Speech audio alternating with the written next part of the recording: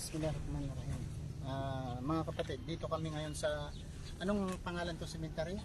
Pangalan dito? Public Cemetery. Public Cemetery of Bagakay, Dumaguete, Dumaguete City. Dito kami nakikita niyo yung nakikita niyo yung libingan na yan. Libingan yan. May kwarto-kwarto. Ilang indana yan? Hello, vlog! Dito. Apat na indana? Apat? Tatlo.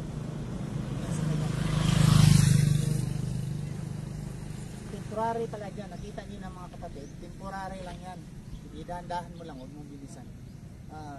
Yan. Temporary lang dyan. After 5 years, kukunin dyan after 5 years. Tapos yung kwan niya, yung buto. Iipunin yung buto niya. Ilagay dito. Ilagay dito. Halika dito. Yan. Paggaling na doon, after 5 years, paggaling doon, ilalagay dito ang mga buto. Kung dito doon ilalagay, mura lang ang bayad, 1,250, no? Pag dito na, forever na ito, wala kang babayaran. Hanggang yamul kiyama na. Ang bayad dito, 4,000 pesos. Dito. Payag ba kayo mga kapatid? Ang buto nyo galing doon, kukunin at ilagay dito. Ang problema dito, saradong-sarado. Sa araw ng paghuhukom, sabi nila, mabuhay daw tayo muli. Eh kung nandyan lang ang buto ko, tapos mabuhay muli, pagbangon ko, mabangga ang ulo na ako.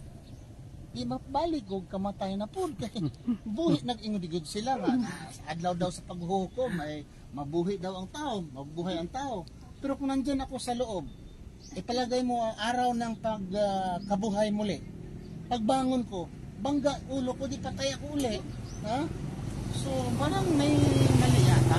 May mali yata.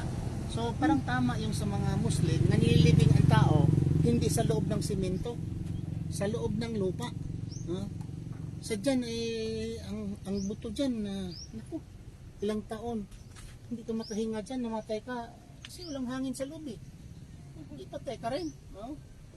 Tingnan mo dyan. Kasi ang kuwan eh, mainit. Nilagay dyan. Tingnan mo kapatid, at least nalalaman natin, ngayon ko lang alam ito eh, na pala ang buto, kukunin at ilalagay sa kunting maliit na lagayan. Andres Ruby, Romana Ruby. Pwede pala sa isang butas, 4 na 4-5 ilalagay? Ha? Mrs.?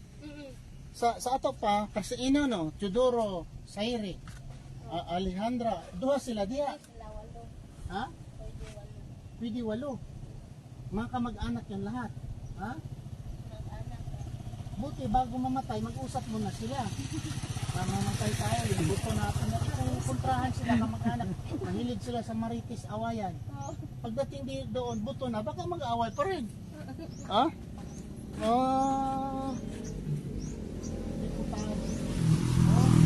Pwede pala dyan sa isang ilalagay hanggang 8.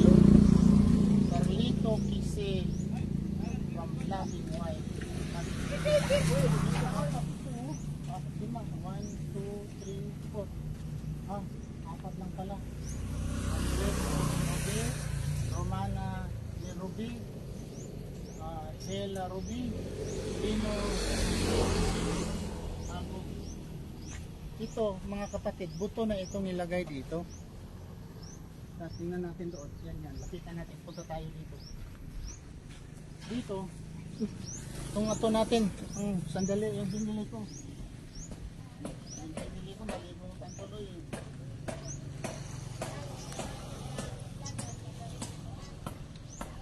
Buok pa.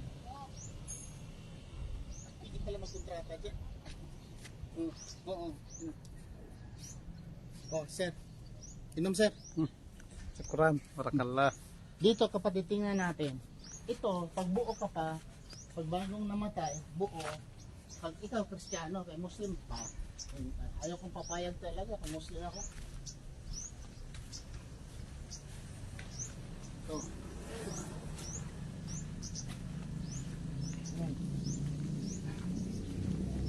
Ilang layer? Tapos apat. 1, 2, 3, 4. Apat na hiyet mga kapatid. Ha? Ito, ang daming namatay oh. Pag namatay dito, ilagay sa ilalim. Tapos pala, kukunin din yan, bubutasan after 5 years.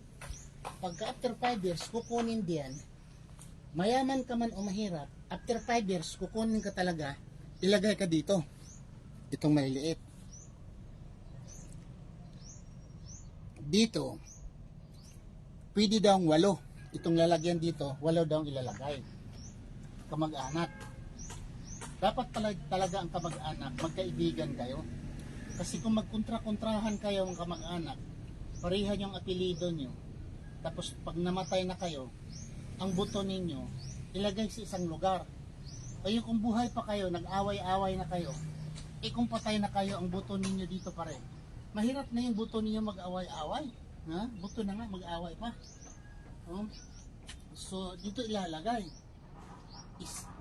Dito, 2. Sabi na kanina, pwede daw 8. Ito, Rodolfo Nunez Sumalino. Minas Didi Sumalino. Dito naman, Carmen Tan. Bon, isa lang yan. Tinan mo. Mamatay din tayo. Yun ang alalahanin natin mga kapatid. Mamatay din tayo.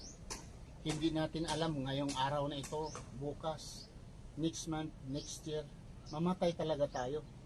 Pag ang tao nga ayaw niya pag-uusapan ang kamatayan, yung tao maraming kasalanan.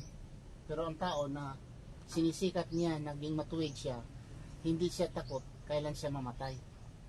Maliban lamang nitong mga utang na hindi ka nagbayad.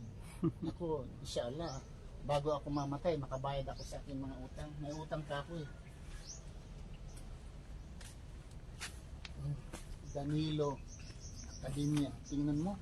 1, 2, 3, 4. Ang dami nito mga kapatid. Pag 5 years, kunin sila. Bubutasan naman yan, ilipat dito. Ito. Pag araw ng paghuhukom, sabi nila mabuhay muli.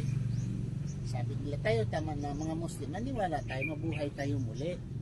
Pero sa mga Kristiyano ganun, pag mabuhay muli, sarado yan eh. Ha? Buti kung masira na yan lahat.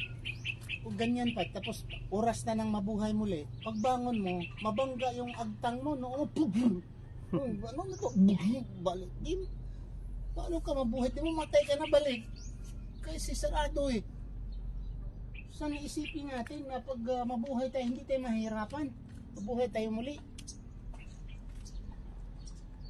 Di ba? Kung naniwala man tayo na mabuhay muli, saka sa Islam mabuhay muli, hindi espiritu. Buto at laman.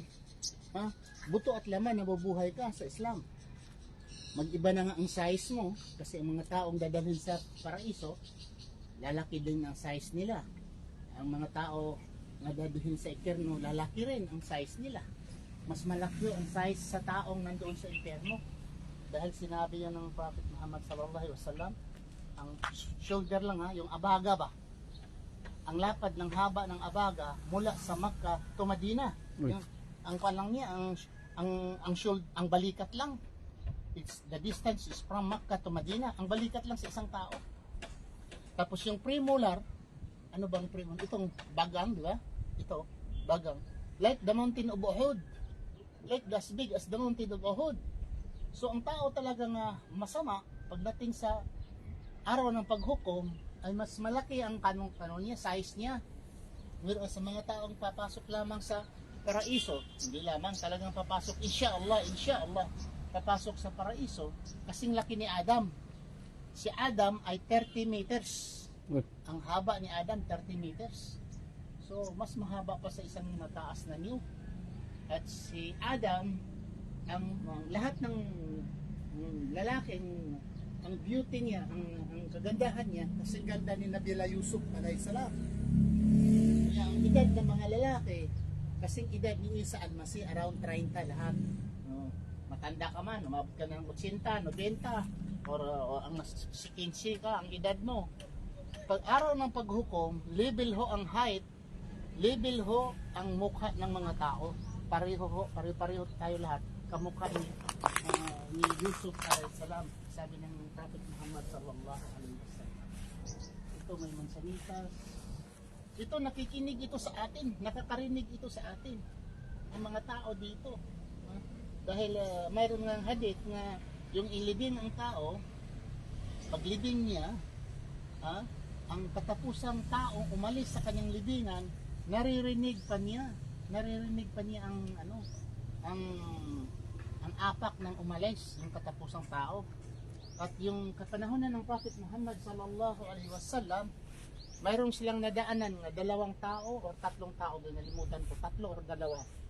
Ang ginawa ng Prophet Muhammad sallallahu alaihi wasallam, kumuha siya ng dahon ng tamar at tinusok doon sa libingan. Sabi ng mga tao, ano ba yan Rasulullah? Siya, libingan ito ng 2 o 3 bata. Nalimutan ko, 2 o 3 tao. Bakit Rasulullah, inutusukan mo ng dahon ng tamar? Tamar parang lubi, parang nyog. Sabi ng Prophet Muhammad sallallahu alaihi wasallam, alam nyo ba bakit sila hanggang ngayon tinutorture sila? Nilagyan ko lang ng tamar para maipsan ang kanilang pagsasuffer, habang ang dahon ay green pa, maipsan ang kanilang pagsafer sa torture ng kanilang naranasan. Hanggang ngayon nila natutorture sila. Nagtanong ang mga sahaba, ya Rasulullah, ano bang kasalanan nila? Ang kasalanan nila ay nag-ihi sila nga hindi nila baliwala lang nag-ihi ba? Yung bang wasak, wisik-wisik, yung bang hindi sila nag-care sa ihi nila. Ang ibig sabihin, hindi ng hugas, pabaya lamang sa ihi. Tayo pag Kristiyano, di ba? Pan lang, yung wisik-wisik lang, pag hinap, ganon. Bawal yun sa Islam. Dapat hugasan mo. At saka yung pantalon mo nga nawisikan ng ihi, bawal isala. So, sabi ng Prophet Muhammad sallallahu alaihi wasallam, ang kasalanan nila, itong mga tao na ito, hanggang ngayon tinutorture sila dahil lamang sa ihi. Nang ihi sila na hindi sila nag-care sa ihi nila. So, mag-ingat kayo mga kapatid. Kung walang tubig, maghanap kayo ng tissue. Kung walang tissue, pwede yung dahon. Pero piliin yung dahon na hindi alingatong. Dahil yung alingatong na dahon ay makati na makati. Kung walang dahon, maghanap na lang kayo ng bato. Yung tuyo na bato, iganon ninyo sa kwan. Kasi yung bato ay hihigupin niya yung natitirang tubig, natitirang ihi. Kasi pag nag-ihi tayo, mayroon talagang natitira. That's why kung mag-ihi tayo, pinipiga yung dulo, tapos hinugasan ng tubig. Yun po ang sa mga Muslim. Pero kung mag-ihi ka lang, palpag ka lang. Sayaw mo kiyama, papalpagin nila din mo. Papalpagin ka rin ng Allah dahil hindi ka nag-care. No? So mga kapatid, mahirap po. Pag namatay na tayo, saka na tayo magsisisi, huli na ho. Ngayon na tayo magsisisi. May Buhay pa. abri oh. Ha? May butas. Huwag mo na, baka sabihin nila, hey, halika dito. Mahirap na. May sunod. Ang mga tao noon, matakot sila narinig ko noon, matakot sila sa libingan. Yung mga tao nga, hindi na natatakot sa libingan. May basiyo pa, oh. Yan, lalagyan ng buto yan. Ito naman dito, puntahan natin yung nagpanday ng para. Lalagyan daw ng mga lalagyan ng mga bagong patay, preskong patay, yun. Meron ditong lalagyan, preskong patay, bagong namamatay, lalagyan ito. So kung gusto ka na magkontrata, kung sinaran may sakit-sakit na dyan, pwede ka na magkontrata. Sabi ko, dito, lalagyan daw ito ng lalagyan daw ito yung bagong patay. Oo. Yan, may isang kwarto. Magtiis ka dito 5 years. Pagkatapos ng 5 years, kukunin, ilalagay doon sa mga maliliit. So itingnan mo, kawawa ka na dito dahil siyempre dito hindi ka kakainin pa ng bulati agad dahil may simento Sa lupa kasi madali kang makarelax. Hindi naman makarelax kung masama kang tao doon sa libingan. Kakainin ka ng bulati kahit anong yaman mo, kahit anong ganda mo, mayaman mo, kanyaman mo. Pag dito, bubulati lang ang siya sa'yo. Wala, no? tingnan mo. Tandaan natin mga kapatid, malakas ka man ngayon, sikat ka man mag-awit, sikat ka mag-boxing, sikat na sikat ikaw sa mundo. Pero sa panahon na mamatay ikaw, kahit isang piso wala kang dala. Ilalagay ka dito. Tatalikuran ka na sa mga kapatid mo, mga kamag-anak mo. Misis mo, ang ganda-ganda, iwanan ka sa misis mo. Ilang araw lang, baka ilang buwan lang ang misis mo may kasama ng iba. Nag-i-enjoy naman ang misis mo sa ibang lalaki. Hindi mo madala yung misis mo, namatay ka. Tapos sabihin mo na misis, mahal na mahal mo ako, sige sama tayo dito. Hindi yun sasama. Susulo-sulo ka dyan. Sino ba? Mahal mo yung tatay mo, mahal mo yung nanay, kabiak mo mahal. Do you think, ililibing na yung kabiak mo, sasama ka rin sa kanya? Magagalit ka, ha? Maglahat kang isama ka dyan. Yung iba, mapaiyak-iyak, kung may namatay, iyak na iyak. Isama mo nga dyan sa libingan, pero sasama. Tuloy nagalit ng matanda. Di ba totoo yun? Walang nagtatanong dyan. Mula start. Wala pa. Ilan ang audience na? 16. 16. May nag-comment lang. Abraham pangalan niya. Abraham din. Abraham Castro Manaloto. Sabi niya, ano ba yan? Walang imposible sa Panginoong Jesus. Jesus. Amen. Gawa 11:26. Walang imposible kay Jesus. O hindi nga naligtas niya ang katawan niya eh. Humihingi siya ng tulong, hindi nga naligtas niya. Ayo talaga, walang imposible. Bakit walang imposible? Humingi nga siya ng tulong eh. Naipako nga siya sa krus eh, namatay nga siya eh. Sabihin niyo, walang imposible. Hindi nga niya alam ang ang araw ng paghukom, Marcos 3:32. Hindi nga niya alam ang kailan babalik eh. Kailan siya babalik, hindi niya alam. Walang imposible. Paano nga imposible nga? Siya nga hindi nga naligtas yung sarili, napako nga siya eh. Ayaw niyang mapako. Pero napako siya sa cross. O, sabihin niyo walang imposible. Ano bang gusto ni Jesu Cristo? Yung napako na siya sa cross, sabi niya, Diyos ko, bakit mo ako pinabayaan? O ano yon? Anong ibig sabihin nun? Bakit mo ako pinabayaan? Nang ibig sabihin, bakit hindi mo ako niligtas? Bakit Diyos ko, hindi mo ako niligtas? Yun ang ibig sabihin. Diyos ko, ili, lama sa baktani. Diyos ko, bakit pinabayaan mo ako? Anong ibig sabihin yun? Ha? Imposible? Hindi. Imposible. Imposible sa kanya dahil hindi niya naligtas yung sarili niya. Kayo talaga, magsasalita tayo, wala kang alam sa Biblia eh. Pati pa yung matanda. Wala daw imposible kang Hesus Kristo. Kung walang imposible kang Hesus Kristo, sabihin na lang niya sa mga tao, ligtas na kayo. At niligtas. Ha? Bakit ba magpakamatay ako? Ha? Supposing mayroon akong kapangyarihan. Bakit pa magpapako sa krus? Bakit pa ako magpakamatay? Kaya ko kami yung ligtasin eh. Ha? Bakit ka magtiis ako? Kung kaya ko man lang lahat eh. Ligtasin ko kayo. Mga lintian ka mo. Mga diputa ka mo, lintian ka mo. Iligtas na kayo. Baw. Lambuon ka mo karon. Ito, kamaan mo. Sige. Tanong pa dra. Sino ba? Tanong pa wain na. Salam lang. Oo. Wat lang. Tingnan mo. Baw lintian. Inshallah. Hoy. Hamza, wag mo akong ilagay dyan ha. Pag namatay ako, isa ka. Pag namatay ako, baka ilagay mo ako na. Balikan kita.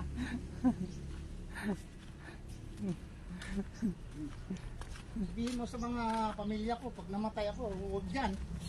Maglilikramo talaga ako pag ilagay ako dyan. Kung simento, pagbalik ni Hesus Kristo, sabi nila, mabuhay lahat ang tao. Kung simento, pagbangon mo, buwak ulo mo. Pagbangon mo, buwak ulo mo, buwak simento. Pagbantay dito. Ingat yan ha. Moto.